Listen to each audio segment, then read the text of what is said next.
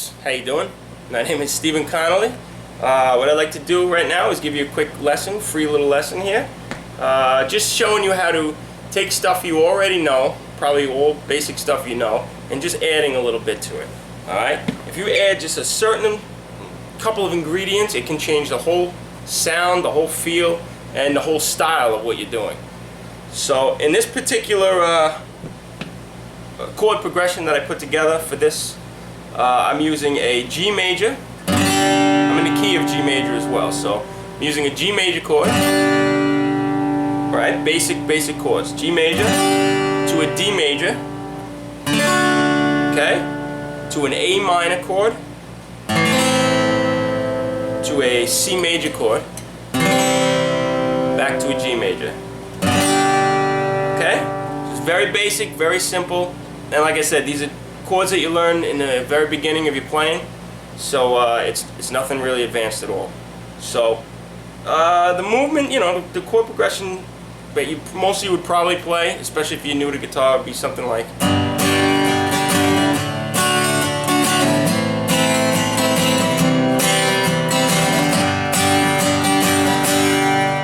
Alright? Now, technically, there's really nothing wrong with that. If you're playing with time and you're on time, the timing could be correct, everything could be right. It's in the key, nothing's out of key, there's no wrong notes. So, technically, there's nothing wrong with that. The only thing with that, excuse me, is if you keep doing that, even if you change keys and you change chords, all the stuff is going to start sounding the same after a while. Alright, all the stuff you're doing is going to sound the same. There's really nothing to that that's creative or anything. So, doing things like I'm going to show you can not only add and spice up, you know, what you're playing, it can make you think differently, make your approach differently on things. So, they're cool little things. What I'm going to show you, they're called walk-ups, alright? People in blues use this, but the way I approach this is kind of more of a bluegrass, like country kind of feel to it. You may not like that, a lot of people don't like it. I'm in a big country phase right now in bluegrass. I like the chicken picking and all that, it gives me a good challenge. But even if you don't like that style, it's good to kind of dabble in other things. I don't like jazz, I really don't like listening to it, it bores me, it's very boring. But believe it or not, a lot of the stuff I use is from jazz. It has a jazz approach. A lot of chromatics and arpeggios and stuff like that. So, although I don't like jazz, I do take what I need from it and use it to my advantage, you know what I mean? It's in my little arsenal. So don't be so closed-minded to listening to other things. But like I said, you may not like this, but for this particular lesson, I chose this just to give you an example. Alright, so the breakdown is basically called walk-ups because you're basically walking up to the next chord. So when you're doing something like this, it's important that you know the chords, your series of chords that you're using, because without it, you really, you know, won't know how to get to the next stop or the next chord. So if you're going from a G, I went from a G. Alright, now the next chord would be a D.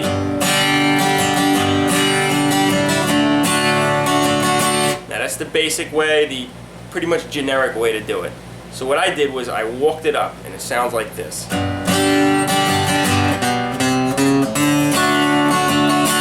Alright? Now to simplify that, I'm just going to do the bass line to it. So I went from G,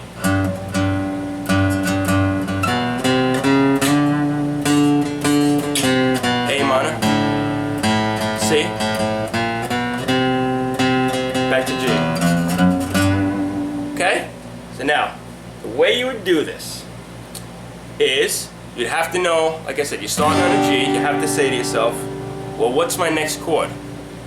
Well, I told you the next chord is going to be a D chord, D major chord, right? So what you want to do is you'd want to walk up to that D chord, so you'd have to find a way, you have to kind of know the neck or know your notes, and find how you would get to a D. In this case, I went from G, and I know right there is a D note, okay? So, you want to do three notes behind that note you're going to. So I'll show you what I mean. So, you want the D to be that fourth note in the walk-up. So watch what I mean. So, here's your G. So if this is a D here, so you go 1, 2, 3, 4. Okay? So here will be your fourth. So fourth step. So 1, 2, 3, 4. Okay? Very simple.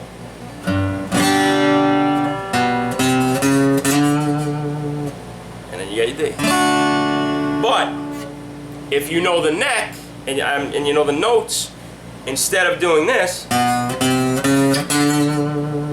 I know that this string here is a D note as well. So instead of going 1, 2, 3, 4, I just went 1, 2, 3, 4 and hit that D note. Okay? So knowing where you could find the same note all over the place helps you out a lot too. So, getting back to the basics, I did G, 3 to the walk to the fourth.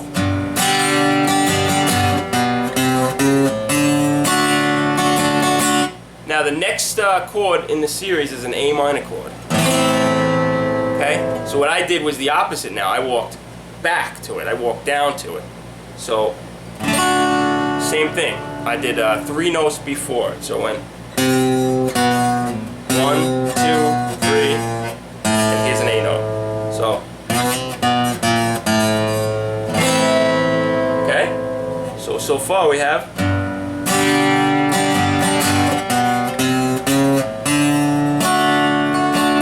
back to A. Now the next note is a C, which is right there. Okay, that's a C note. So here I went 1, 2, 3, 4. And my fourth note would be C note. Okay? It's very simple. Once you know the concept to it, it's simple. Now that's a standard way to do it.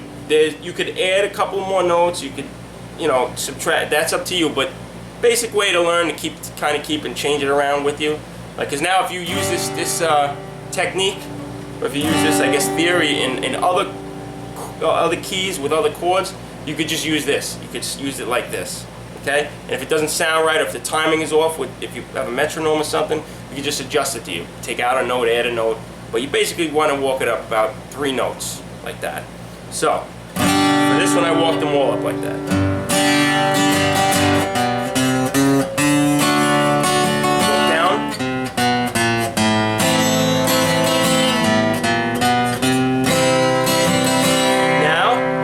To the G from here.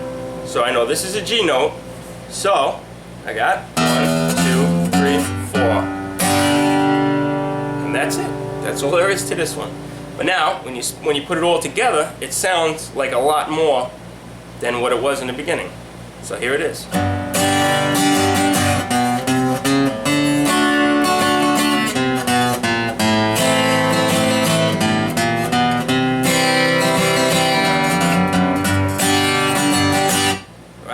That's it. It's beautiful.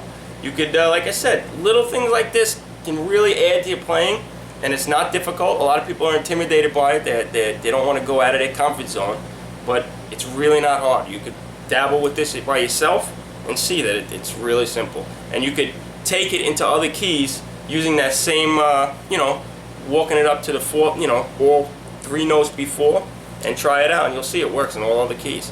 So this one thing you learned can go with you all through all the keys of music they have that you know. Whatever you know, you can kind of apply this to it. Even if you don't want to do it to all, I could have just done it to the first thing. Just now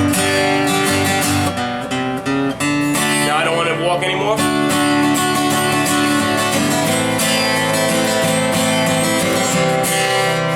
You can use it whenever you want. You don't have to do all the chords or all the movements. I just chose that in this key.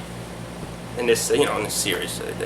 But that's pretty much it with this. And the only thing is, in the beginning, the opening, I changed the chords around a little bit. Instead of doing just regular D chord, I did some D7 chords. And this you could kind of know after, this is a little more advanced. I did the A7 chord to the same thing, C7, dominant 7, and then back to G major. So, at the beginning might sound a little different than the chord progression I showed you, but again, that's just taken a little bit.